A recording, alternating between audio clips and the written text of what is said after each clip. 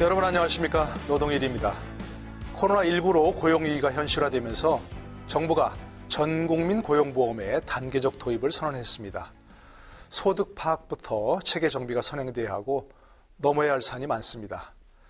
그래서 조세 방식의 과감한 개편이 필요하다는 주장도 나오고 우리 재정 여력으로는 감당이 벅차다는 의견 역시 만만치 않은데요.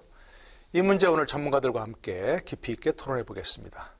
경제 위기가 코로나19로 인한 경제 위기 극복위원회가 코로나19로 인한 경제 위기 속에 실업 대란이 현실화되고 고용 충격이 고용보험 미가입 취업자에게 집중되면서 정부가 모든 취업자를 대상으로 고용보험을 확대하기로 했습니다. 모든 취업자가 고용보험 혜택을 받는 전국민 고용보험 시대의 기초를 놓겠습니다. 20대 국회 마지막 본회의에서는 예술인을 고용보험법 적용 대상에 포함하는 법안이 통과되면서 전국민 고용안전망 구축에 첫걸음을 뗐습니다. 정부는 이어 특수고용직 9개 직종을 우선 적용하는 법안을 연내에 처리하고 나머지 특고 노동자와 플랫폼 노동자, 최대 난제로 꼽히는 프리랜서와 자영업자까지 단계적으로 확대해 나갈 예정입니다. 그러나 고용보험 기금 적자가 갈수록 늘어나는 상황에서 기금 고갈이 가속화될 수 있다는 우려도 제기됩니다. 또한 보험료를 누가 부담하고 얼마나 낼지, 소득 증빙은 어떻게 할 것인지 등 해결해야 할 과제가 산적해 있는 상황. 일각에서는 조세 방식으로 개편해 고용관계를 따지지 않고 소득 기준으로 보험료를 부과하자는 방안도 제시됩니다. 연말까지 정부가 로드맵을 내놓을 예정인 가운데 실현까지는 적지 않은 진통이 예상되는데 전국민 고용보험 시대로 가기 위해 넘어야 할 산은 무엇인지 핵심 쟁점과 산적한 과제들을 집중 토론해봅니다. 네, 오늘 함께 하실 패널분들을 소개해드리겠습니다.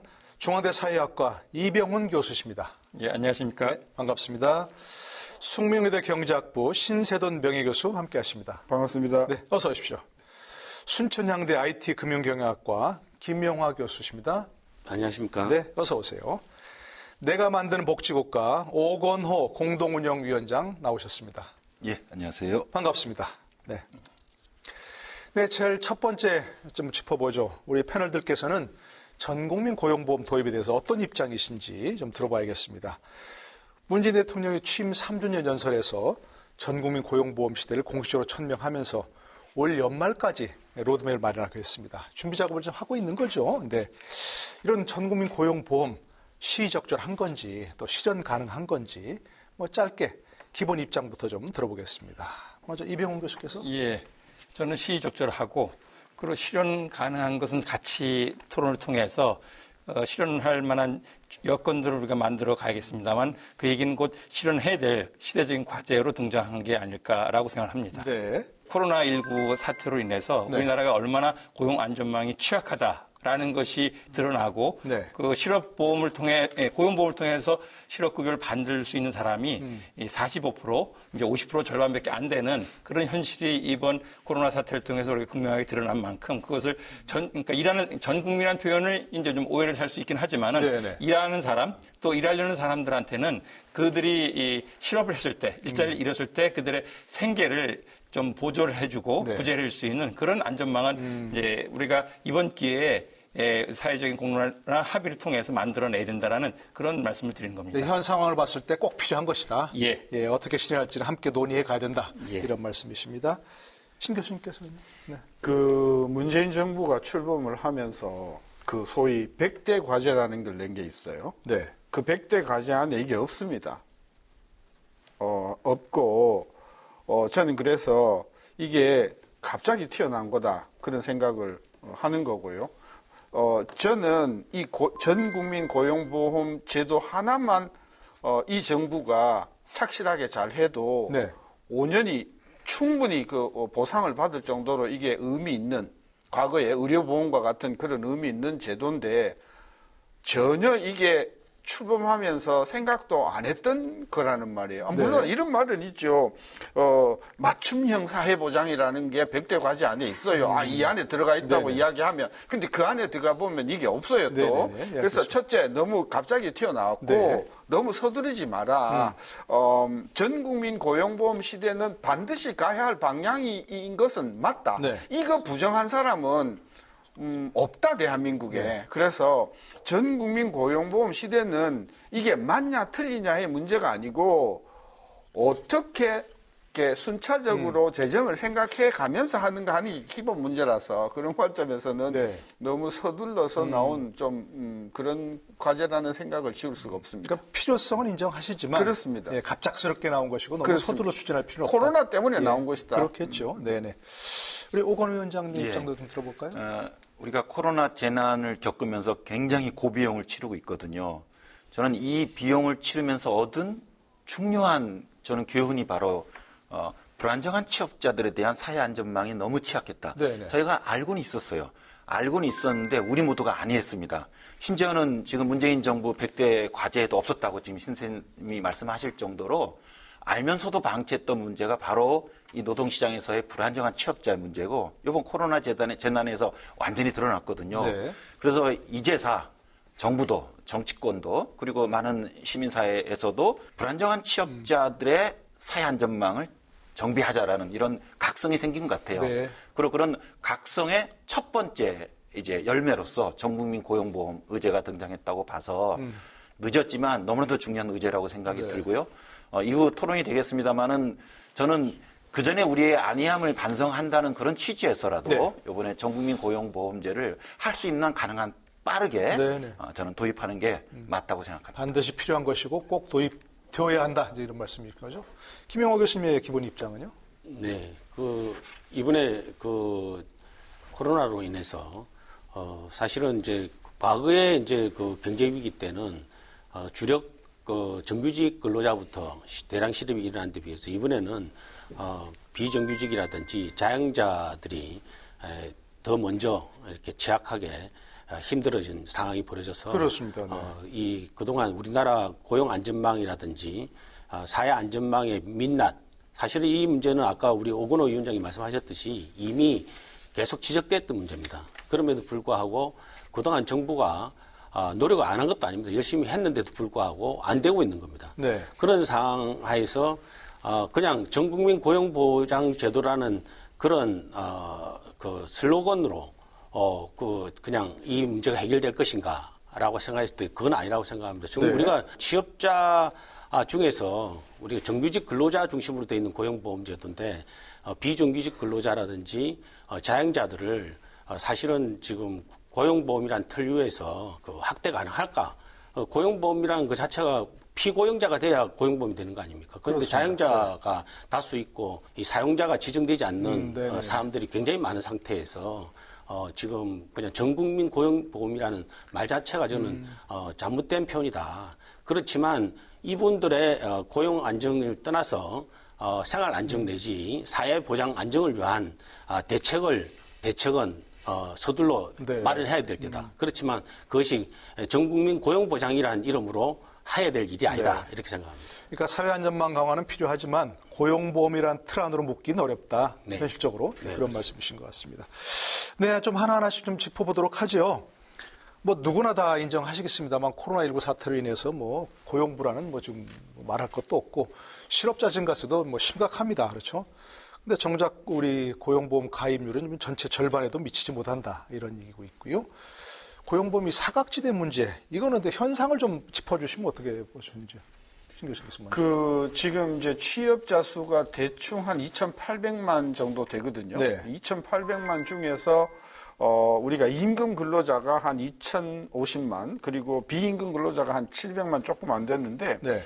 현재 고용보험에 들어가 있는 분들의 비율이 대충 한 43%. 그렇다 그러죠. 네, 그러니까 50%가 안 돼요. 네. 그리고 그 50% 안 되는 분들은 대부분 정규직, 공공이나 또는 대기업 중심의 어떤 그런, 그냥 그야말로 그 틀을 갖춘 임금 근로자들은 대충 그게 한 1,300만인데 네. 이분들은 다 들어가 있다고 보면 네. 요게 2,800만의 정규직이 1,300만이니까 요게 한 40% 정도 된단 말이죠. 근데 나머지들은 거의 안 들어가 있는데 네. 그 안 들어가 있는 분들을 분류를 하면 비정규직, 그다음에 비임금 근로자, 자영업 이렇게 크게 둘로 나눌 수 있고 네. 비정규직도 이제 그 한시적 근로자나 또는 시간제냐 비전형이냐 이렇게 구분을 하는데 우리가 네. 이야기하고 있는 특권은 요 비전형 근로자의 대표적인 어떤 그런 형태라서 그냥 뭉뚱그려서 이야기하면 비정규직은 거의 안 들어가 있다고 보면 네. 맞고, 그다음에 자영업자도 거의 안 들어가 있다고 보면 맞다. 네. 따라서 근데 그런 분들이 더 이게 필요한 분들이죠. 그렇죠. 그 실업자가. 부분들이 가장 안전망이. 타격을 많이 받는 분들이니까 네. 이런 분들을 고용보험의 테두리 안에 집어넣자라고 하는 게 이제 문제인데 네. 오늘 이야기가 되겠지만은 우리 이제 김용화 교수님은 그 고용보험으로 보기 어려운 부분이 많다. 고용이 아니다. 용역계약 같은 경우는 고용이 저는 그래서 고용보험이라는 말이 그 적용하기 어려우면 네네. 어쨌든 소득을 버니까 네, 예. 뭐 임금 소득이나 또는 고용 소득이나 뭐 소득이라고 하는 개념을 주로 하는 쪽으로 옮겨가는 네, 것은 네. 저는 마땅한 예, 방향이라고 그 부분은 봐요. 좀 이따 네네네. 이제 구체적인 이제 실현 가능성을 짚어보도록 하고 현재 좀 실태 이거 좀 짚어봐야 될 것을 말씀드리는 겁니다. 지금 이제 뭐 실업 대란이라고 하는데 가장 취약한 게 지금 말씀하신 대로 뭐 비정규직 이런 오히려 더 필요한 사람들이 막상 실업을 겪는데 고용보험은 적용이 안 되기 때문에 그런 거 아니겠습니까? 실태로 어떻게 좀 파악하고 계신지 먼저 좀 지금 들어볼까요? 불안정한 노동자, 비정규 노동자, 특수고용 노동자 네. 이런 분들이 계신데 이분들은 두 영역에서 일종의 차별을 당하고 있죠. 하나는 노동시장에서 굉장히 불안정한 고용 조건, 보수 이런 게 있고요. 네. 그리고 바로 그런 거를 보완하기 위한 게 이른바 사회안전망인데 그 사회안전망의 핵심이 사회보험입니다. 또 오늘 토론하고 있는 그 고용보험인데 이 사회보험이 이 불안정한 노동자들을 제도권 안으로 들여오기 위해서 내세우는 조건이 있어요. 당신의 사용자를 데리고 와라는 거거든요. 네. 즉 자신의 사용자성이 분명해야 왜냐하면 사회보험료는 노사가 절반씩 내니까 절반 그렇죠. 내는 예. 파트너가 필요한 건데 네. 지금 우리 노동시장에서의 고용 유형이 너무나도 지금 다양하게 네. 불안정하다 보니까 자신의 사용자를 특정하기가 어려우신 그러니까 실제로 지금 플랫폼 노동처럼 실제로 노동 과정에서 사용자를 특정하기 어려운 경우도 있고 또 하나는 사실 사용자가 있어요. 뭐 학습지 교사라든지 보험 네. 설계사 분이라든지 사실상 있는데 현재 지금 법상의 미비점 때문에 또 사용자성이 특정화되어 있지 않아요. 그런 경우 이제 일반적인 뭐 특수고용직 그렇죠. 노동자 그러다 보니까 얘기하죠. 노동시장에서도 여러 불리한 환경에 놓이게 되는데 이 사회보험에서도 사용자가 분명치 않다는 이유로 아예 가입해서 배제되는 거거든요. 네, 네. 그래서 지금 이 고용보험에서도 전국민 고용보험제 의제가 등장한 이유고 그래서 지금 말씀하신 것처럼 아까 우리 김용원 선생님 말씀하신 것처럼 고용보험이란 틀 자체가 그 파트너, 사용자를 분명히 데리고 오라고 하기 때문에 네. 고용보험이라는 형식에서 과연 전체 실업 안전망이 가능할까라는 문제의식이거든요. 사실은 네. 토론이 필요한 문제입니다만은 그래서 사실 명칭은 중요하지 않다고 봐요. 저는 그래서 계속 사용자성, 자신의 파트너인 사용자를 데리고 와야지만이 네, 실업 안전망이 들어오는 게 아니고 그거와 독립적으로 고용이나 취업에서 문제가 생기면 이런 그 실업 안전망에 들어올 수 있는 새로운 제도 설계가 네. 저는 필요하다고 예, 봐요. 그럼 현재 실태를 좀 짚어주시면 이런 문제가 얘기가 나오게 된 현실을 좀요. 아까 우리 오건호 위원장이 이미 말씀을 다 하셨지만 네. 사실은 이제 우리 그 전 국민 이야기하기 전에 우리 일단 이제 먼저 적용 대상으로 해야 될 부분이 근로자성도 있는 근로자들입니다.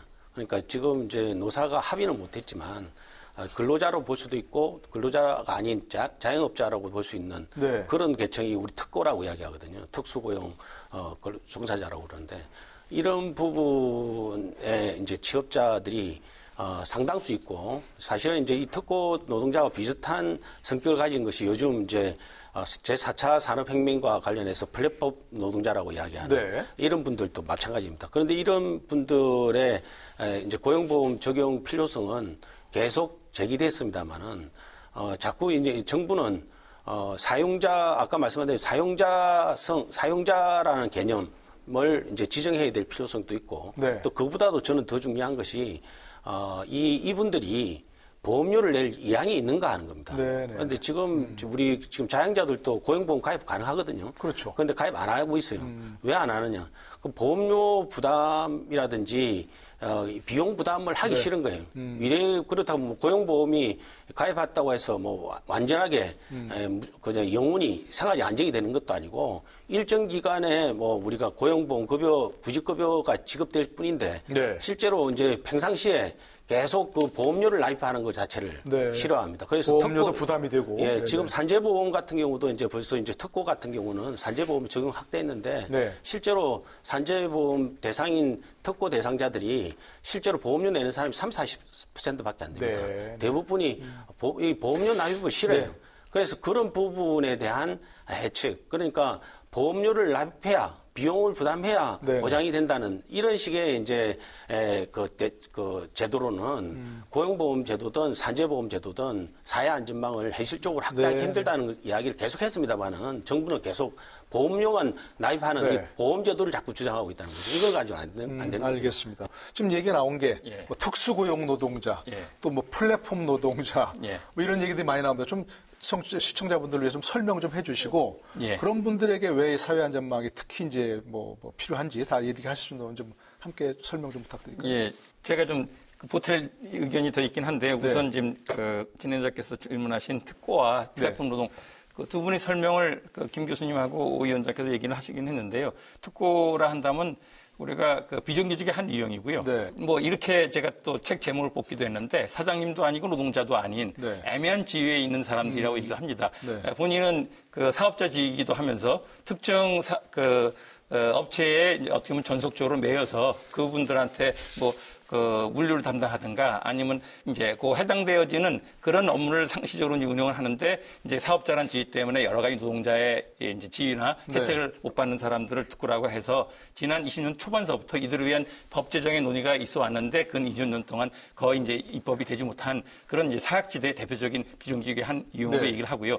최근에 등장하는 이제 플랫폼 노동은 제가 마침 그 관련된 위원회 일을 하기 때문에 플랫폼 경제, 플랫폼 기업에 일하는 사람들은 따지고 보면 여러 그 안에 유형이 좀 포함되어 있어요. 네네. 그러니까 우리가 얘기하는 소위 이제 직고용되어 있는 임시직이나 아니면 정규직도 있고, 네. 그리고 지금 방금 말씀드렸던 이제 특고 형태도 특수고용직. 있고, 네. 이제 플렉스나 아니면 커넥티드라 해가지고 그때 하나의 일감을 받아서 잠깐 일하는 그런 새로운 형태의 네. 일자리가 또 등장한다는 얘기를 합니다. 근데 이제 이런 플랫폼 경제 기업들이 세계적인 하나의 이제 뉴 트렌드나 패러다임이 바뀐다 하면서 현재로서는 플랫폼 노동을 추계하기 한 45만 원을 얘기하는데 그거는 이제 앞으로 급속하게 늘어날 수 있는 그런 대상이고 근데 네. 그분들이 모두가 지금 얘기되는 고용보험의 사각지대에 네. 제도적인 보호를 받지 못하는 그런 위치에 있는 사람들로 해서 얘기가 되는 거고요. 네. 이 뭐 전국민이라는 표현을 그냥 오늘 주제인 만큼 쓴다면은 네. 가장 아마 논란이 되는 것이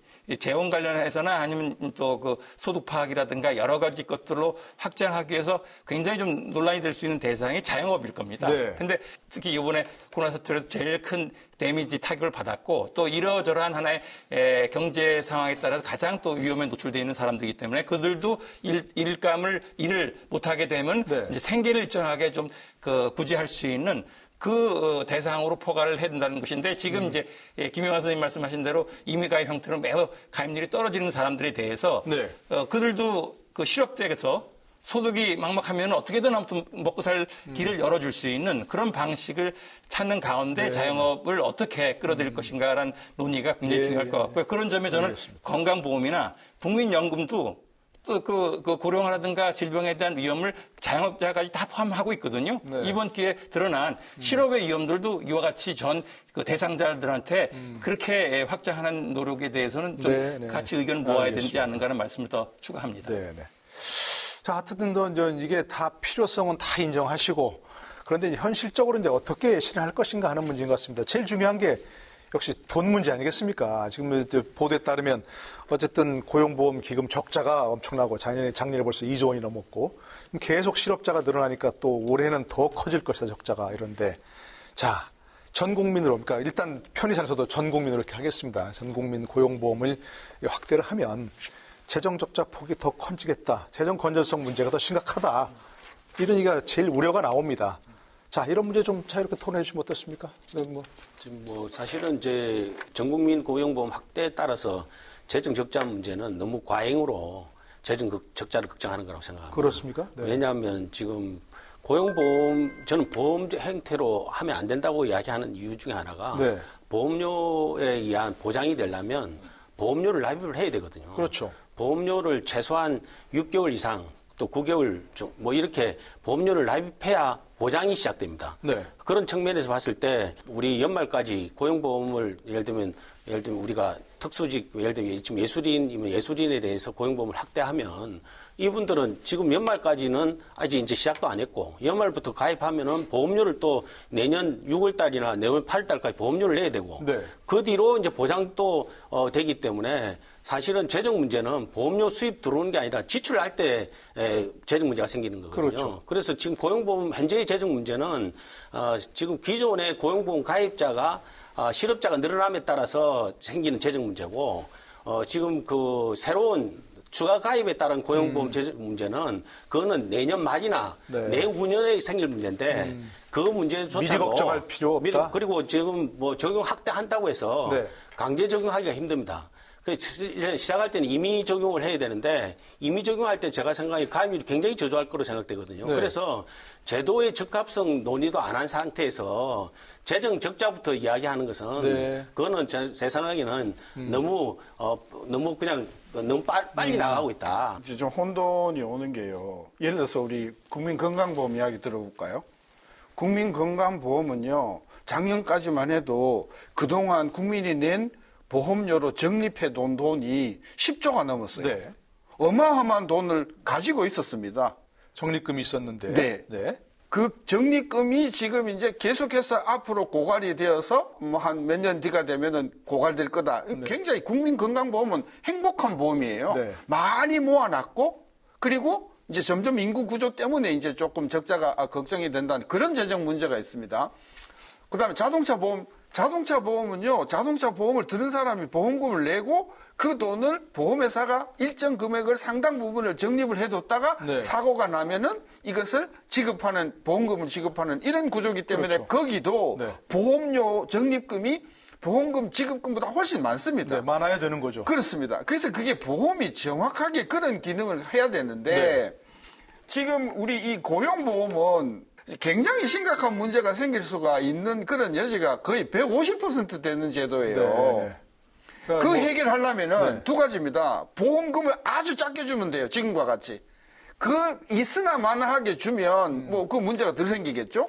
반면에 그것을 굉장히 실질적으로 도움이 되는 정도로 주려고 하면 많이 두 줘야 가지 중에 되는데? 하나입니다. 네. 많이 걷든지 아니면 정부가 국고로 지원하든지 지금 걱정을 하는 거는 바로 그 부분이에요. 네. 이런 식으로 만약에 전 국민으로 확대하면 보험료는 못 올릴 거다, 정치적으로. 그러면 어마어마한 국고가 들어갈 것인데, 그거는 그럼 누가 감당하냐? 결국 국민 세금으로 저는 그런 보조해야 차원에서 된다. 네. 굉장히 이게 앞으로 난처한 국면에 당할 것이 기존 보험에 가입한 사람들한테 보험료를 올려야 되는 문제가 있고요. 네. 그 다음에 그렇지 않으면 세금을 올려야 되는 이런 문제라서 이 문제는 재정하고는 결부되지 않을 수가 없는 문제다. 저는 네. 그래서 이 국민보험제도가 전국민보험제도가 성공하기 위해서는 대단한 국민적인 합의가 필요해야 하는데 저는 그 굉장히 어려울 거라고 봐요. 네. 하자. 근데 하는데 실질적으로는 많은 그 정치적인 반발에 부닥칠 거라고 보는 겁니다. 재정을 걱정하지 않을 수 없다 그런 없습니다. 말씀이죠. 전혀 없습니다. 보험료를 엄청 올리거나 아니면 재정으로 감당할 수밖에 없다. 네. 결국 이런 식으로 가면 어떤 형태로 하든 간에 이런 데인데. 당연히 재정 토론을 해야 되는데 너무 선언적으로 이게 낙관적으로 문제가 없을 것이다 혹은 뭐 굉장히 큰 일이 벌어질 것이다. 가끔 언론 보도에 이제 그런 그 경향 기사가 보이는데 네. 그건 바람직하지 않은 것 같아요. 왜냐하면 보험이라는 건 일종의 위험에 미리 대비하는 거거든요. 따라서 그런 위험 상황이 많이 발생하면 지출이 늘어날 수밖에 없어요. 하지만 보통은 이제 제도를 설계할 때 대략 요 정도 위험이 발생할 것이고 그거에 따라 요 정도 지출이 될 것이다. 따라서 그거에 맞게 또 보험료율을 부과하는 거거든요. 네.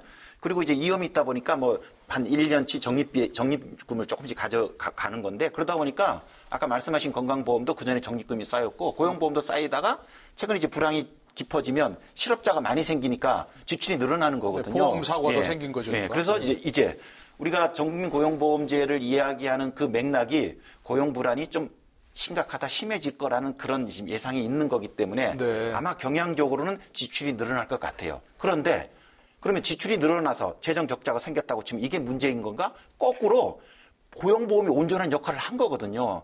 많은 사람들이 노동시장에서 여러 생계의 문제를 닥칠 때 고용보험이 필요했고 그 역할을 하다 보니까 지출이 늘어난 거고 또 어느 해는 적자가 생길 수 있거든요. 저는 이 적자에 대한 사회적 책임을 같이 지는 문제라고 생각해요. 적자가 네. 커지는 게 중요한 게 아니고 크든 적든 그에 대한 사회적 책임을 분담하는 문제고 아까 말씀하신 두 가지예요. 하나는 당연히 사용자나 혹은 이제 가입자의 보험료가 있고요. 네. 보험료도 좀 올려야죠. 우리나라 고용보험료 수준은 서구에 비해서 많이 낮거든요. 네. 그리고 또 너무 지출이 늘어나면 당연히 그 가입자 노사의 보험료 납부 능력을 넘어설 수도 있거든요. 저는 그때는 또 일반 회계가 들어와야 된다고 네, 봅니다. 네, 네. 비용이 많이 들 수도 있고 적게 들 수도 있지만 그거에 대한 사회적 책임을 공평하게 분담하는 네. 그런 룰을 저희가 갖게 되면 저는 문제가 없다고 결국 봅니다. 재정으로 감당하는 것도 불가피할 수 있다 그런 말씀이시죠? 저는 이제는 재정의 네. 일정 부분을 네. 감당하는 게 불가피한 네. 구조로 가고 있다고 봅니다. 네, 의견 듣고 다른 분들 혹시 의견 예, 있으시면 뭐 듣겠습니다. 이미 그 얘기를 하셨는데 제가 좀 보태는 말씀을 드린다면 네. 좀 구분해서 지금 코로나 재난을 우리가 겪고 있는 상황 속에서 고용보험 지출이 많을 수밖에 없는 거잖아요. 그렇죠. 기업들의 고용 유지를 위해서 또 그 지원금을 써야 되고 그리고 또 실업자들한테 실업급여를 줘야 되고 거기에 대해서 이제 국간이 비는 부분을 일정하게 재정이 이제 좀 이런 상황이 좀 끌어진다 한다면 아무튼 재정이라 좀 더 투입을 해서 네. 계속 고용 유지라든가 아니 실업급여를 좀 빵꾸난 재정을 좀 지출할 수 있게끔 하는 그런 논의하고 두 번째는 우리가 지금 논의되는 게 이제 고용 안전망을 새롭게 재편한다 했을 때 그때 이제 재원을 어떻게 확보할 것인가를 논의를 좀 나눠서 다른 했는 문제다, 얘기인데요. 그거는. 네, 예. 네. 그럴 때는 우리가 그동안에도 사실 이제 임금 노동자들 중심으로는 운영을 해왔는데 네. 거기에 이제 특고라든가 또 자영자들의 이런 문제가 이미 지적이 되었기 때문에 그들에게 이제 임의가 형태로 문호는 열어놨어요. 네. 근데 현재 우리가 직장 다니는 근로자들 같은 경우는 0.8% 그리고 사용자 0.8% 이제 1.6%를 매칭해서 기금을 조성하면서 그렇죠. 이러저러한 용도를 쓰는데 자영자는 거기 2.25%인가 일반 근로자들보다 2배 넘는 이제 부담을 하는 데다가 또 네. 자영자들의 뭐 수입이 그렇게 원만치가 않다 보니까 이런 가입을 기피해 왔다는 얘기거든요. 그랬을 때는 단순히 이게 이제 재정을 얼마만큼 이 규모를 관리하는 것뿐만 아니라 더 중요한 거는 지금 같은 구조로 한다면 더 이상 우리가 전 국민을 확대할 수 있는 구조가 아닌 만큼 네. 재정 확보할 수 있는 방식의 새로운 좀 접근이나 시각이 필요하다는 식의 저는 말씀을 드리게 되는 거. 네. 앞서 마침 신 교수님이나 김 교수님이 이제 소득 베이스로 하자라는 취지로 오히려 기여하는 방식이 지금 일하는 층마다 일하는 집단들마다 워낙 수입원이 다양하고 불안정할 수밖에 없다 한다면 네. 그걸 좀 공통적으로 모아낼 수 있는 소득이라는 화두를 이제 중심에 놓고 좀 새로운 접근을 하는 최근의 논의가 굉장히 저는 바람직하지 않는가라고 그건 이제 생각합니다. 전면적 개편 방안이니까 그건 예. 조금 나중에 얘기해보고 이 재정 문제는 어떻게 좀 이렇게 생각해 봅시다. 네. 지금 고용보험에서 빠져 있는 분들이 절반 정도 된다고 했지 않습니까? 예. 그럼 1,500만이에요. 1,500만에게 전 국민이 보험이 들었다고 합시다. 1,500만 국민이 전 국민 고용보험으로 다 들어가지고 우리가 보험금을 지급한다고 했을 때 1인에게 100만 원 정도를 지급하고 절반 정도가 700만 정도가 고용보험금으로 100만 원을 준다고 하면 그게 7조거든요. 네. 그러면 1,300만 명이 1년에 보험금이 1,000만 원이라고 치고 0.8% 정도의 보험금을 냈다고 했을 때 들어가는 돈을 계산해 보면 지급하는 돈이 보험금으로 지급하는 돈이 보험료 수입하는 돈보다도 월등히 많아요. 그건 뭐 당연히 예상되는 거 그렇습니다. 아니겠습니까? 따라서 이런 제도를 정부가 들이밀고 점진적으로 추진을 하겠다라고 하면 처음서부터 몇 년 동안은 계속해서 이 적자가 1년에 작게는 뭐 6, 7조, 많게는 10조 이상이 들어가는 돈을 네. 어떻게 감당할 것인가에 대한 플랜을 내놓고 보험료율을 정해야 되는 것인데 그런 거 상관없이 그냥 국민들한테 모든 국민들이 보험을 들 수 있다 이렇게 해버리면 네. 국민들로서는 굉장히 그 잘못된 희망 고문을 하는 것일 수가 있다. 저는 차원에서 요 부분에 대한 어떤 면밀한 어떤 그런 보험료율이나 그다음에 보험 지급 기간이나 이런 것들을 좀 내놓고 이야기하자. 그게 제 그러니까 많은 분들이 같이 얘기했습니다만 결국 국민이 동의를 얻으려면 네. 그에 대해서 국민들이 얼마를 세금으로 부담해야 할 것인지를 보험료를 내놓고 얘기해야 된다. 보험료를 얼마나 더 내야 되는가를 네, 그걸 먼저 얘기해놓고 해야 된다. 저는 이제 새로운 말씀하시죠. 가입자 말씀하시고 듣겠습니다. 네. 물론 그래서 얼마를 거두고 또 얼마가 나갈지에 대해서 우리가 충분히 심도 있게 논의를 해야 되는데 지금 말씀하신 건 제가 조금 약간 반론을 드릴 수밖에 없는데 말씀하시죠. 너무 과장 추계하신 것 같아요. 그 뭐냐 하면 예를 들면 1,000만 명이 새로 신규로 가입했다고 치면 가입의 조건이 뭐냐면 지금 취업을 하면서 보험료를 낼 수 있는 거거든요. 어떻게 하든 소득 기반이든 임금 기반이든 그건 뭐냐면 지금 취업 상태에서 들어오는 거예요. 근데 이분들이 절반이 실업 상태로 갈 것이라고 지금 전제하고 실업급여액을 계산하시는 건 이건 공황의 곱하기 100의 상황인 거죠. 사실 그래서 이거는 지극히 상상하기 어려운 예외적인 상황을 전제하신 거고요. 그러면 사실 이 제도가 어렵죠. 저는 보통 보면 이제 국책연구기관에서도 기존에 쭉 있어왔던 이제 실업률을 두겠죠. 그래서 새로 가입한 사람 중에 어느 정도가 이제 실업 상태에 갈 것이다라고 예측하는 거고 코로나 재난 때문에 실업률이 좀 더 높아질 수 있겠죠.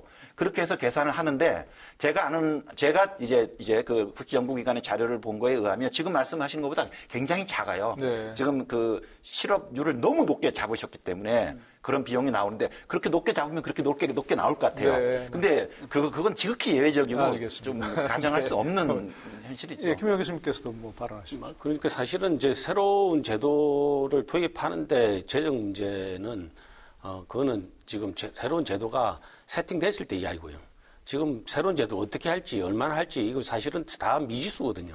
다 그래서 추계인 거죠. 추계인데 네. 그 추계조차도 사실은 굉장히 제가 고용보험이나 이 사회보험 전문가로서는 사실 비현실적인 이야기들입니다. 다. 그렇습니다. 그래서 네. 실제로 그 고용보험 적용 확대하려도 그만큼 지금 문제는 우리가 생각하기에는 굉장히 취약한 사람인데 그런 분들이 가입할 사람이 별로 없어요 지금. 네. 문제는 자영자나 특고나 이런 분들이 본인 스스로가 고용보험 제도에 가입 위인이 별로 없습니다.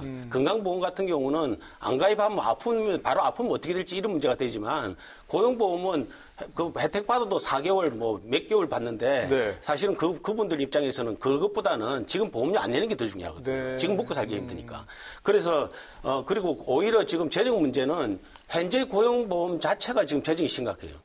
지난 3년간의 고용보험 급여 수준을 너무 과대하게 확대를 해가지고 네. 지금 지출이 굉장히 지금 이번에 실업자가 늘어나서 고용보험 지출이 늘어나는 것도 있지만 네. 고용보험 그 급여 수준을 너무 과대하게 확대해서 지출이 늘어난 부분이 굉장히 많습니다. 작년 10월달에 보험료를 우리가 올렸지 않습니까? 네. 1.3%에서 1.6%로 올렸는데 올려가지고 좀 몇 년 갈 줄 알았는데 지금 바로 그냥 지금 작년도 말에 한 7조 정도 있는 고용보험기금이 현재 이제 그 지출 확대와 새로운 이제 그 실업자 증가로 해서 그 7조가 다 없어질 판이에요. 네네네. 그래서 당장 문제다. 예, 당장 문제. 그래서 고용보험 재정 문제는 새로운 가입자의 재정 문제를 논하기 전에 현재 제도 자체가 현재 가입자를 중심한 제도 자체를 네. 재정적으로 어떻게 하면 안정시킬 문제에 대해서 네. 먼저 논의가 되고 그것도 그 참 부분에 큰 대해서 문제네요. 세팅하는 것이 그게 더 문제예요. 왜냐하면 기존 가입자도 보험금 못 줄 판인데 네. 새로운 가입자 지금 이야기할 상황도 아니에요. 지금 현실적으로.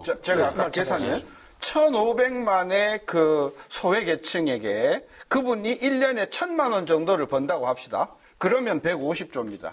150조의 1%를 보험료로 낸다고 합시다. 네. 그러면 보험료 수입이 1조 5천억 들어옵니다. 그 사람이 자기 연소득의 10분의 1만큼의 그 실업 상태가 되어서 거기에 따르는 보험금을 100만 원을 받는다고 합시다. 그러니까 아까 제가 너무 보험 급여율이 높다고 했는데 그게 아니고 1,000만 원을 받는 사람이 네. 실업이 되어서 그 보험금을 100만 원을 받는다고 치란 말입니다. 실업급여를? 실업급여는 네네. 그러면 그 부담이 얼마나 가면 15조예요. 결론은 뭐냐? 1% 1조 5천억의 보험료를 내고 네네. 알겠습니다. 보험금을 15조를 받으면 바로 거기서 14조 가까운 적자가 생기는데 네. 그거를 정부가 그 생각 없이 제도를 도입할 수 없지 않는가 이 얘기죠.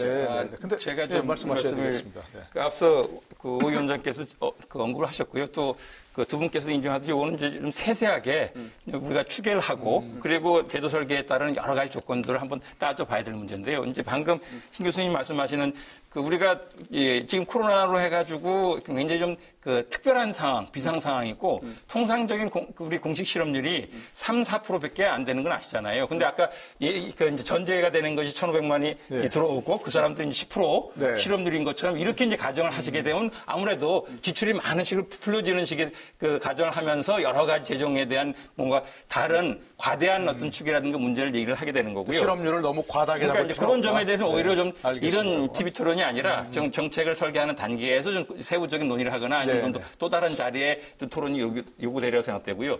오히려 저는 김용호 선생님 말씀을 듣다 보니까 이제 조금 그 좀 하나 이제 시각 차이가 예전서부터 우리 사회 복지를 둘러싸고 있는 논쟁의 좀 하나의 좀 포인트가 드러나는 느낌을 받아가지고 제가 거기까지 또 다 예, 겠죠, 아니, 뿌리가 말씀하시고. 예. 말씀을 드리면요. 네네. 지금 당장 이제 고용보험 재정이 이래저래 저도 이제 어렵고 그리고 많이 어떻게 보면 적자로 전환된다는 뭐 그러니까 네. 그해 연도의 수입에 비해서 지출이 넘어서면서 기금 자체가 여러 가지 이제 오히려 감소되어지는 변화를 우리가 대비해야 된다는 식이가 되고 그렇다면 그 고용보험의 그 혜택을 받는 사람들은 여유를 누리겠죠. 근데 그 전에 현 정부가 저는 나름대로 이제 수급 기간이라든가 아니면 수급 액수를 좀 저는 현실화하는 표현을 쓰는데 네. 오히려 서구 국가에 비해서 우리가 턱없이 낮다 보니까 낮았던 연금도 그런 표현 나오듯이 실업급여도 이게 용돈 이제 생활이 되지 못하는 급여가 되다 보니까 오히려 그런 것들이 본인이 좀 그런 것이 오히려 고용에 대해서 기업주가 뭐 이를테면 사람을 내보내기도 힘든 상황이 되는 거고 네. 그리고 실제 실직을 한 사람들도 뭔가 새로운 뭔가 기회를 찾아 나가기 위해서 나름대로 준비할 수 있는 생활이 좀 안전판으로 되지 못하는 상황 속에 굉장히 좀 부족했다라는 걸 현실화시킬 수 있는 방향 속에 이제 기금은 올리지 않은 채 그러면 이제 지출 늘린 폭인데 그러면 그것도 오히려 그런 지출에 맞춰가지고 그런 지출이 정당하다 한다면은 이제 기여를 아니면 보험료를 그 정상화시키는 알겠습니다. 것이 좀 필요하다는 얘기가 되지 않을까 싶고요. 네. 그리고 아까 자영업자 같은 경우에도 당장 눈앞에 그 씀씀이를 한다면 다들 반대하죠. 근데 요번에 겪은 것처럼 그리고 저는 이제 그 노동 공부하는 사람으로 우리가 고용 시장의 이제 불안정성이라는 건 이제 상수처럼 돼버렸어요. 네네. 그런 상황 속에서는 다른 질병이나 아니면 다들 늙어서 그 노후를 대비하는 것처럼 노동시장에 누구라도 실업이 될 수가 있다는 상황을 우리가 염두에 두면서 그거를 전 국민의 그리고 거기에 실업됐을 때 그 다음을 준비할 수 있는 여러 가지 여건을 확충하는 그런 식의 좀 사회적인 좀 공감이나 논의는 좀 모아질 필요가 있다는 말씀을 좀 강조합니다. 그러니까 마치 이제 질병처럼 그것도 불가피할 수 있다는 걸 이제 인식한다는 말씀을 말씀이고. 말씀하시고. 저는 뭐 급여 수준 확대하고 또 보험료 수준을 높이고 이것이 국민 합의가 된다면 그것도 괜찮다고 생각합니다. 네. 저는 저 복지, 저 부담을 주장하는 사람은 아닙니다. 다만 이제 지금 순서가 잘못됐다고 이야기하죠. 왜냐하면 취약계층에 대한 고용보장이라든지 소득보장의 문제가 어제 오늘의 문제가 아니라 그렇죠. 이미 예. 과거부터 계속 지적됐는데 네. 우리 사회가 선택해야 되는 것은 먼저 취약계층에 대한 고용보장이나 소득보장 문제를 먼저 해결했어야 되는 거죠. 네네. 이 정부가. 그런데 그냥 급여 수준부터 먼저 올리는 그런 선택을 하다 보니까 결국은 지금 막상 지금 유난한 위기의 상태 되니까 네. 정말 어려운 계층한테 보장을 못하는 그런 상황이 됐거든요. 그런데 지금 보험제도를 지금 도입해버리면 소득도 없는데 네. 그 보험료 또 내라는 이야기거든요. 지금 그 보험료 체납이 사회보험료 체납이 늘어나고 있는 그렇습니다. 상황에서 그 우리 보험제도는 보장받기 전에 보험료를 항상 내야 됩니다. 선납이거든요. 그래서 지금 이 시기에 그 보험 확대를 이야기할 때가 아니라는 거예요. 지금은 보장부터 먼저 하고 네. 그리고 어려운 계층에 대해서는 보험제도가 아닌 제도라도 다른 쪽으로 하고. 보호를 하고 네네네. 그다음에 나라가 알겠습니다. 이제 좀 더 안정이 되면 그때 고용보험이라든지 이런 것도 확대할 부분을 논의를 해야 된다 이런 이야기를 그럼 합니다. 지금 이제 말씀 들어보면 이미 그 고용보험 개정안이 통과돼서 네. 예술인의 경우는 이제 올해부터 벌써 시행이고 네. 뭐 특수고용직종은 연대체에서 내년부터 시행할 예정이다. 프리랜서 이런 것은 뭐 차근차근 더 단계적으로 추진하겠다. 이런 게 지금 현실적이 아니라 그런 말씀을 지금 하시는 것 같습니다. 네, 그렇습니다. 실제로 그 예술인들도 사실은 그 취업 구조가 일반 근로자하고 다르거든요. 그렇죠. 굉장히 프리랜서이기 때문에 네. 이게 사실은 일하는 기간과 일 안 하는 기간 자체가 일 안 하는 기간이 과연 소득이 없는 기간인지 아니면 새로운 일을 위한 준비 기간인지 이런 것들이 다 불확실한 상태예요. 그러면 그런 예술인을 위해서는 특별한 예술인을 위한 보상제도를 만들어줘야지 일반 근로계층, 정규직 근로자한테 알맞은 고용보험제도를 무작정 확대만 한다고 해서 예술인의 고용보장이 되느냐 이런 부분에 대해서 좀 더 고민이 있어야 된다는 거죠. 우리 김 선생님 말씀이 제가 조금 처음엔 좀 이해하다가 또 조금 혼란스러운데. 혼란스러운 게 어떻게 그러니까 우리가 지금 고용보험 제도를 쭉 발전시켜 나갈 때 너무 제도권 안에 있는 즉 노동시장 중심권 그 고용보험에 가입할 여력이 있는 분들 중심으로는 너무 갔다. 특히 작년에 급여가 좀 좋아졌거든요. 네. 그래서 정작 노동시장에서 불안정한 분들의 고용 안전망을 짜야 되는데 너무 제도권 안에 급여만 높였다. 그 유럽에 비하면 높은 건 아닙니다만은 이제 거기에 먼저 우선순위 문제가 있었다고 말씀하시고 그러면 좋아요. 지금까지는 그랬다고 치죠. 그래서 사실 그래서 지금까지 계속 놓쳐왔던 이런 불안정한 노동자들이 어떻게 실업 안전망으로 들어올까 그 논의를 하는 거거든요. 근데 당연히 이분들이 현행 고용보험 제도 틀을 활용하든 혹은 아주 설계도를 달리하든 이 실업 안전망 제도로 들어오는 이상 일정한 기여는 하게 되거든요. 당연히 기여는 발생합니다. 예술인이든 특수고용 노동자든 자영자든 그러니까 본인이 보험료를 부담해야 된다 그건 말씀이죠. 이제 조건이죠. 근데 문제는 그 조건이 너무 높아버리면 진입장벽이 돼버리는 거예요. 지금은 그러하거든요. 그 보험료, 기업 부담. 따라서 기업 부담 때문에 이건 좀 늦춰야 된다든지 혹은 뭐 다른 틀로 하게 되면 저는 뒤로 계속 늦춰질 것 같아요. 아까처럼 그런 시급성과 절박성을 갖고 있다면 그들의 기여 부담을 어떻게 낮출 수 있을까? 그러니까 이게 사회적 지원이거든요. 그분들에게도 확대를 하되 그렇죠. 진입장벽을 낮춰주는 게 필요하다. 단계 고용보험을 하되. 왜냐하면 그분들은 알겠습니다. 사용자도 그렇고 특별한 자기 사용자가 분명치 않을 경우에는 저는 국가가 그 역할을 해주면 된다고 봐요. 그래서 국가가 일정한 재정 기여를 하면 충분히 제도권 안으로 들어올 인센티브를 가질 수 있습니다.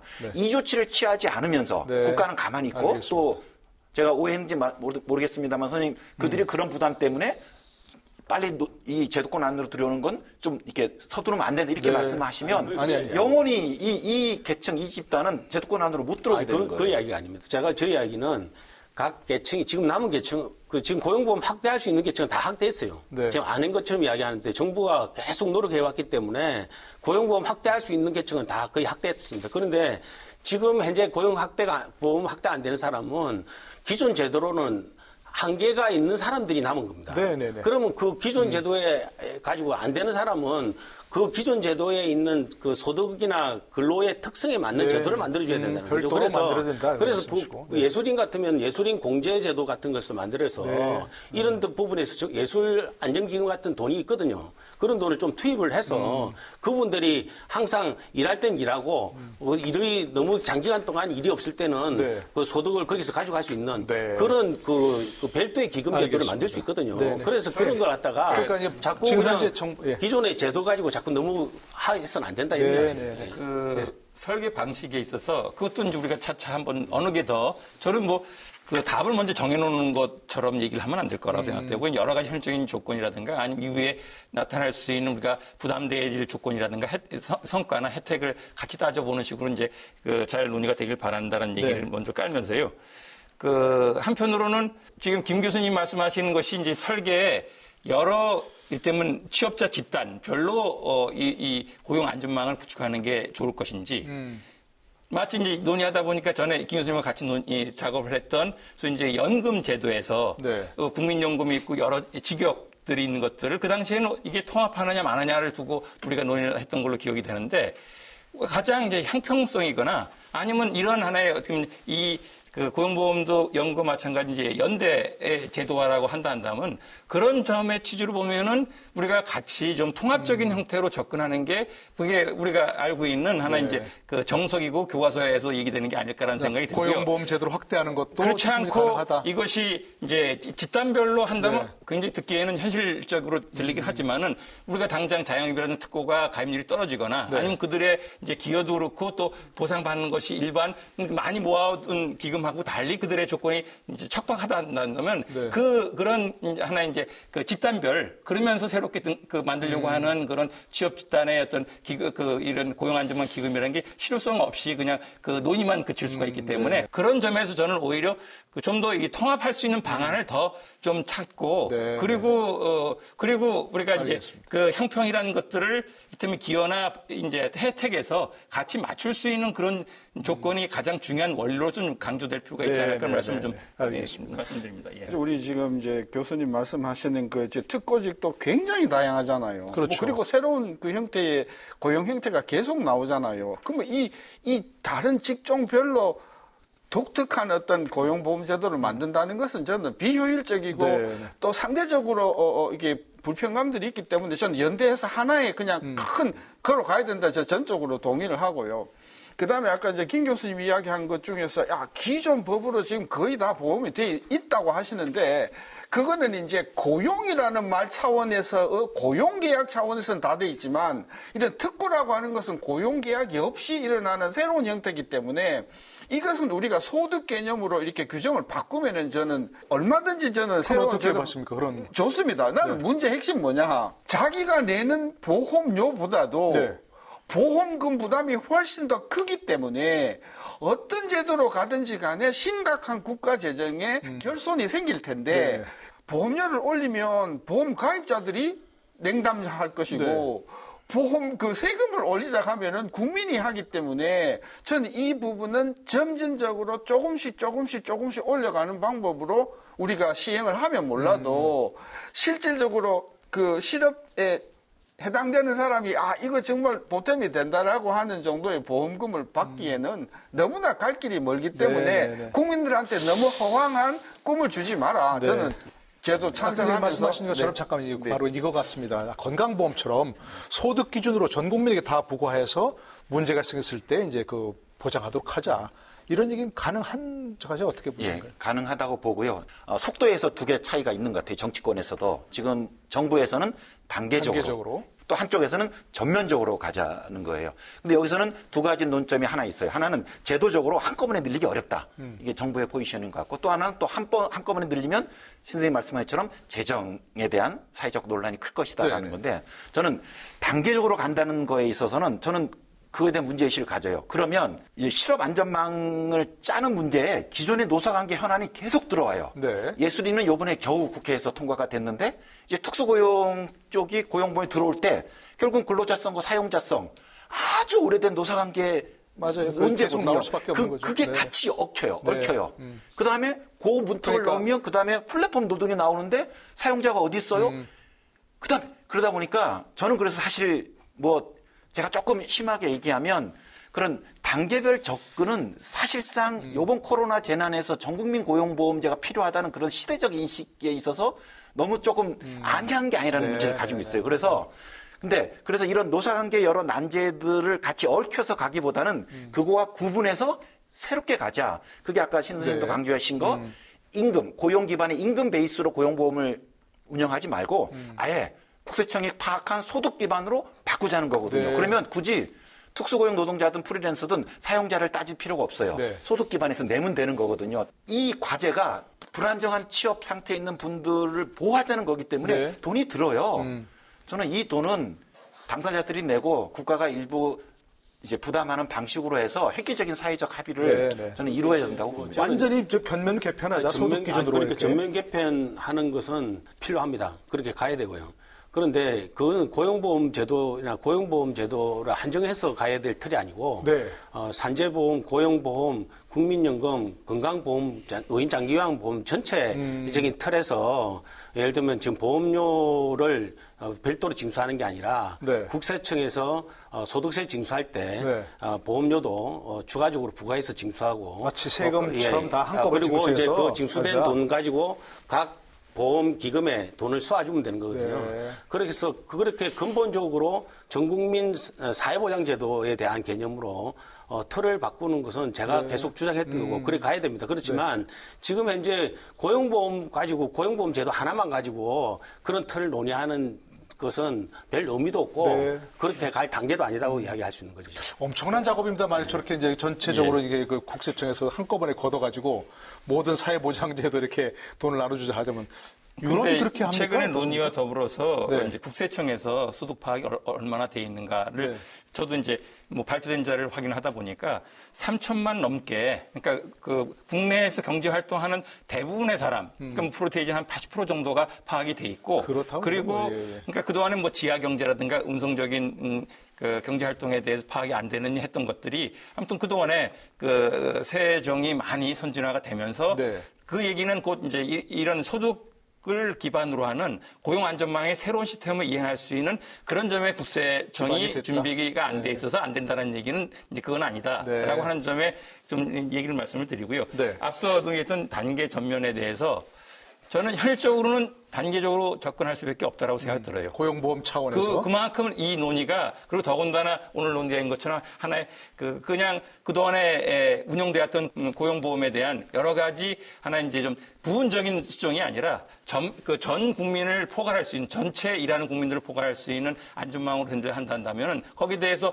그 대상도 그렇고 기여의 어떤 그 출처도 그렇고 그리고 그 기금을 어떻게 운영하고 관리할 건가에 대한 여러 가지 논의에 대해서 시간이 요하기 때문에 네. 저는 좀 그 시간을 또 중요한 거는 그 하나하나에 대해서 사회적 합의를 이끌어낼 수 있는 논의까지 거친다면 시간이 요하기 때문에 당장 시급한 사람서부터 하나씩 채워나갈 수 있는 어프로치를 하는 것도 그 단계에 포함이 되는데요. 예. 이제 제가 이제 이 점에서 좀 강조하고 싶은 거는 네. 항상 그동안의 정부나 특히 정치권에서 단계를 얘기하면은 결국 아무것도 안 됐어요. 그렇기 때문에 지금에 말하는 단계라 한다면 분명한 하나의 로드맵을 만들어내고 로드맵을 이행할 수 있는 사회적 합의를 어떻게 끌어내면서 이러이러한 하나의 새로운 시스템으로 이행을 하겠다라고 하는 식의 얘기가 된다 한다면 전면적인 개편의 방향성 목표를 두고 이런 단계를 거쳐나가는 식이라는 얘기가 되는데 그게 아니라 그런 것에 대해서는 그냥 말로만 있고 그리고서 많은 논쟁만 일으키면서 결국은 이제 이 코로나 시대에 드러난 문제만 계속 네. 방치되어지는 그런 예로 머무르면 안 되지 않을까라는 시급한 말씀. 과제를 예. 먼저 해결하고 예. 차차 그건 큰 틀의 개편이 필요하다 이런 말씀이신데 말씀이. 다 좋아요. 예. 전국민 보험 좋고 사회보장 좋고 통일하는 거 다 좋은데요. 네. 근본적으로 지금 국가 세수가 들어오는 구조를 보면 소득세 같은 경우에 근로소득이 있으면서도 세득을 하나도 안 내는 분이 절반 정도 돼요. 그렇다 그러죠. 네. 그 문제를 해결하지 않고서는 소득세를 내는 사람이 이게 너무 억울하다 네. 이런 불만이 생길 수 있는 거예요. 알겠습니다. 그다음에 의료보험도요. 저 같은 경우는 굉장히 많이 내거든요. 네. 그러니까 내가 내는 소득이 것에 많으시니까 뭐 많이 내시니까. 아니 그렇다 하더라도 네. 그게 진짜 장난 아닙니다. 알겠습니다. 네, 그러니까 그럼, 예. 그런 차원에서 보험 다 좋은데 나만 불평등하게 세금 부담이나 보험료 부담이 크다라고 하는 부분을 해소해 줄 수 네, 있는 네. 방안을 내놓고 전 국민으로 가야 된다. 그것도 논의해야 되는 거겠죠. 그렇습니다. 예, 반드시 네. 알겠습니다. 혹시 우리가 이제 좀 늘 생각하는 게 무슨 해외 사례 얘기하는데 어떻습니까? 해외에서 좀 참고할 만한 그런 사례가 있습니까? 이런 논의에서? 유럽에서도 비슷한 과제에 직면해 있거든요. 노동시장이 너무 불안정해지고 네. 기존에 고용 기반으로 사회보험을 운영하기 힘든 거예요. 그 바깥에 집단들이 많이 생기기 때문에. 네. 그래서 덴마크 같은 경우는 2018년에 기존의 고용 기반에서 소득 기반으로 그리고 프랑스도 작년에 바꾸고 있거든요. 그래서 물론 최근의 일입니다. 네. 하지만 저는 많은 나라에서 이러한 경로로 지금 제도 전환을 할 것 같아요. 네. 그런 면에서 특히 제 사회보험의 사각지대가 넓은 나라가 한국이었는데 한국도 좀 대대적으로 사회보험 체제 개편을 하자. 네. 소득 기반으로 전환하자. 그러면 저는 아마 이제 지금 21세기 대부분의 나라에서의 노동시장이 불안정한 문제가 큰데 그거에 대해서 좀 더 선도적으로 대응하는 나라로 될 것 네. 같고요. 네. 하나만 제가 첨언드리면 네. 그래서 사회보험 이거 바꾸는 게 지금 시청자분들께서도 고용보험, 국민연금이니까 엄청난 일인 것처럼 느껴질 수 있거든요. 네. 그러니까 그렇지 단계적으로 가야지라는 그런 좀 자연스러운 생각을 갖게 되는데 아까 사회자님도 그러셨거든요. 사회보험을 전체 손보는 게 엄청난 이게 작업이라는 마치 이렇게 들리는데. 저는 그렇게 예. 생각하지 않아요. 그렇습니까? 자꾸 이러한 접근 때문에 저는 일이 늦어진다고 보는데 사회보험도 사실 김영원 선생님이 사회보험의 최고 전문가이신데 그러니까 실업의 위험에 노후의 위험에 산재 위험에 급여 설계가 다를 뿐이지 기여는 같아요. 네, 사회보험은. 네, 네, 네. 근데 건강보험만 달랐어요. 근데 건강보험도 아까 뭐 재산 이런 것도 매기다 보니까 이제 지역가입자 보험이 셌는데 지금 소득 기반으로 단계적으로 건보 부가체계도 소득 기반으로 가고 있는 거거든요. 네. 따라서 지금 문제는 4대 사회보험이 복잡하다고 느끼는 건 급여가 다르기 때문인데 그거는 각각 설계하면 돼요. 지금 방식으로. 문제는 기여는 같아요. 네, 네. 지금 고용 기반으로 주로 가고 있는 걸 소득 기반으로 가자는 거고 고용보험에서 그러한 형태가 만들어지면 다른 사회보험에 저는 그렇게 적용하면 된다고 네. 봐요. 그래서 엄청난 일이 아니다. 이번 그렇습니다. 기회에 전면 논의하자. 네, 뭐 네. 그런 바람입니다. 알겠습니다. 그게 네, 이제 뭐 말씀하십시오. 단순한 징수 체계에 뭐 소득 기반이고 국세청 가는 문제 이전에 기본적으로 사회보장에 대한 개념이 바뀌어야 됩니다. 예를 들면 네. 뭐 보험료를 납입해야 보장을 한다. 이런 그 틀 안에서는 현재 그 사각지대가 근본적인 해결이 안 됩니다. 그래서 예를 들면 우리가 소득이 없는 상태면은 보험료 납입할 소득이 없기 때문에 네. 보험료 안 내는 게 당연하고 그렇지만 보험료 안 낸다 하더라도 사회보장은 되는 이런 그 전 국민적인 틀이 만들어져야 되거든요. 네. 그렇게 이 틀이 기회에 한번 그런 것도 좀 논의해야 틀이 된다는 만들어져야 말씀이시고. 국민이 사회보장제도든 국민 그 보험제도든 사회보험제도든에 대한 신뢰가 생기고 그 위에서 도덕적 이익 같은 게 발생하지 않는 겁니다. 지금 알겠습니다. 현재는 너무 불신하니까 지금 이런 부분에 대한 사회적 합의가 이루어져야 됩니다. 알겠습니다. 네, 뭐 참 더 많이 토론해야 될 부분이 있는 것 같긴 하지만 어쨌든 시간이 좀 제한돼 있으니까요. 오늘 마무리 발언을 좀 듣겠습니다. 이 고용보험 확대, 또 넓게는 사회안전망 구축, 앞으로 어떤 방향으로 추진해야 할지 끝으로 강조하고 싶은 말씀, 마무리 발언 짧게 좀 부탁드릴까요? 네, 전 국민 그 고용보험 제도는 분명히 가야 할 제도 맞다. 네. 그런데 많은 국민들의 어떤 그런 그 의견을 수합을 해야 되고 특히 조세 부담이 많은 분들, 즉 소득세라든지 또는 여러 가지 세금 부담이 많은 개인에 대한 불평등 의식 그 부분을 해소할 수 있도록 소득세를 안 내는 분들, 소득이 있음에도 불구하고 면세점 이하에 계신 분들에 대한 세제 개편을 통해서 모두가 같이 공헌하고 기여하고 모두가 같이 받는 이런 어떤 공평 의식이 없는 전 국민 보험 제도는 심각한 국민 저항에 저는 맞닥뜨릴 것이다 이렇게 봅니다. 알겠습니다. 이병훈 교수님 마무리 발언 드릴까요? 예, 코로나 재난이 우리들한테 엄청난 고통도 줬지만은 우리 사회를 다시 돌아보는 중요한 또 기회를 줬던 거라고 네. 생각됩니다. 그것이 지금 전 국민 고용 안전망으로 좀 화두가 되고 있다라고 생각되고요. 고용 시장이 불안정화되고 있다라는 것은 이제 상시적인 하나의 이제 환경이 되고 있다라는 점, 코로나뿐만이 아니라 그런 점에서 비단 그 직장을 갖고 있는 임금 근로자뿐만 아니라 특고, 프리랜서 그리고 자영자까지 다 포괄할 수 있는 그런 고용 안정망으로 전면적인 이제 개편을 우리가 크게 방향을 잡아야 된다는 얘기가 되고 네. 그런 가운데 정부가 저는 단기를 하더라도 올해까지 그러면 특고 내년에는 뭐 자영자에 대한 논의 이런 식의 로드맵이 제대로 지켜질 수 있다 한다면 그건 굉장히 그런 단계를 한다면 전 수용이 될 수 있는 식으로 하고 그 과정에서 어떤 사회적인 논의를 모아나갈 수 있는 진행이 좀 됐으면 좋겠고 한 가지 덧붙인다 한다면 21대 국회가 곧 시작인데요. 정말 일하는 국회로서 정말 국민들이 바라는 전 국민 고용안전망에 대한 입법이 필요한 사항을 여기서 좀 잘 처리가 됐으면 좋겠습니다. 네, 이런 문제 정말 시급하게 논의해야 되는 거죠. 예. 김용호 교수님께 마무리 발언 네, 부탁드릴까요? 지금 이제 현재 뭐 위기에 직면하고 있는 이미 실업됐거나 안 그러면 일자리가 없는 분들을 위한 대책은 보험제도가 아닌 현재의 그 복지제도라든지 긴급적인 제도 보완으로 해결해야 되고요. 지금 현재 우리 전국민 고용보험이라든지 근본적인 구조 변화와 관련된 문제는 지금 논의를 시작해서 정말로 그동안 뭐 몇십 년간 해결이 안 됐던 과제거든요. 새로운 과제라기보다는 숨어있던 과제이기 때문에 이 과제를 해결하기 위한 그 사회적 합의, 제도 개편을 위한 논의가 새 국회에서 정말 진지하게 근본적으로 이루어져야 된다고 생각합니다. 네, 오건호 위원장님 마무리 예. 발언 지금 부탁드립니다. 다들 포스트 코로나 많이 이야기하세요. 다른 대한민국을 원하고 있는 거거든요. 저는 사회보험 영역에서 세 가지를 이 포스트 코로나에서 이루어야 된다고 봅니다. 하나는 기존의 제도를 완전히 바꿔라. 작동하지 않고 있는 걸 아는데도 불구하고 계속 운영하는 건 이건 큰 도덕적 문제입니다. 네. 그래서 사회보험에서 이제 임금 기반이 아니고 소득 기반으로 전면 재설계하자. 두 번째, 시민들끼리 연대하라. 그래서 이런 실업의 위험이 적은 사람들이 소득도 있으니까 보험료 더 많이 내고 또 어려운 분들이 받는 거예요. 이런 식으로 연대하라는 거고. 세 번째는 사실 이런 것들을 주관하는 게 국가입니다. 국가가 너무 뒤로 이제 밀려나 있었는데 국가가 적극적인 그 역할을 하라. 저는 그게 이번 포스트 코로나를 맞는 우리의 자세라고 생각합니다. 네, 네. 뭐 오늘 고용보험이 주제긴 합니다만 그걸 떠나서 우리나라의 사회 안전망 구축 그리고 확보를 어떻게 할 것인지 큰 틀의 논의가 좀 필요해 보입니다. 네, 오늘 의미 있는 토론 이어가신 네 분 감사드리겠습니다. 수고하셨습니다. 예, 수고했습니다. 네, 수고하셨습니다. 네, 코로나19 고용 위기 속도는 점점 빨라지고 있죠. 또 언제 가라앉을지 가늠하기도 어렵습니다. 고용의 안전성을 확보하고 사회 안전망을 확충하는 데 함께 지혜를 모아나가야 할 때 아닌가 싶습니다. 이슈 토론 저는 다음 주에 다시 뵙겠습니다. 여러분 고맙습니다.